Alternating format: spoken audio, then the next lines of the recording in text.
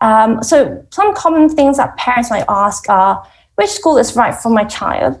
So there are many factors to consider about this, things such as your child's age and the timing of the move.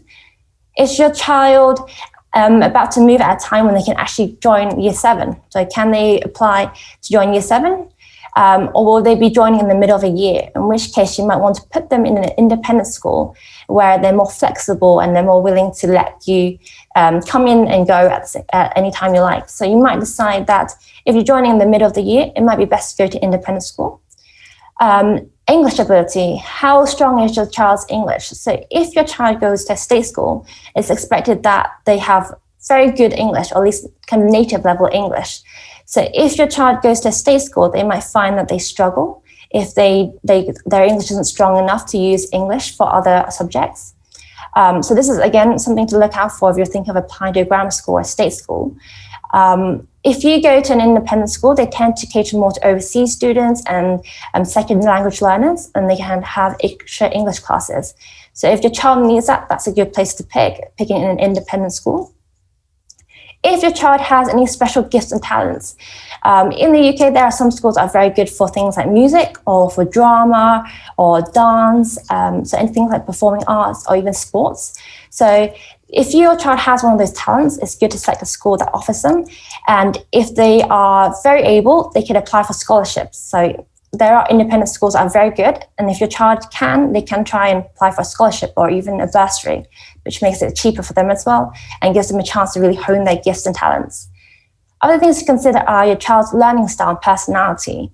Will they fit in a school that's very big? So state schools are very big. At secondary schools, there can be 1,000 students there, and classes can have about 30 students or more. How will they feel when will they be able to fit in? Obviously, independent schools have smaller class sizes, so it might be that your child find that those are more suitable. And also their personality. So do they like a school that is more academically focused, or do they prefer a school that is kind of has more extracurriculars and other things? So there are many things to look into. Other factors also include your family. Where will you be working? Do you have any friends or relatives that will be living in the area? What kind of lifestyle do you want? Do you want to live in a city, a bit like in Hong Kong? So you might want to pick somewhere in London. Or do you want to have a bit more space and you might want to live somewhere more further out in one of the home counties? So these are also things to consider. If you go to a school that's outside of London, they tend to have more space, so bigger playing fields, more sports facilities. And also distance. How far do you want your child to commute? If you live in the UK, children sometimes take the bus to school or they take the train to school, which can be very unreliable. We're talking about maybe half an hour to maybe an hour, sometimes a bus or a train, and they're very unreliable. So if your child is going to be commuting, you might want to pick somewhere that is not too inaccessible.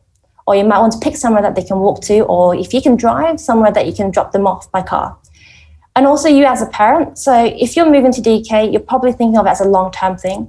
So what do you want for your child in the long term as well? Do you want them to stay in the UK and go to university? Or do you want them to come back to Hong Kong?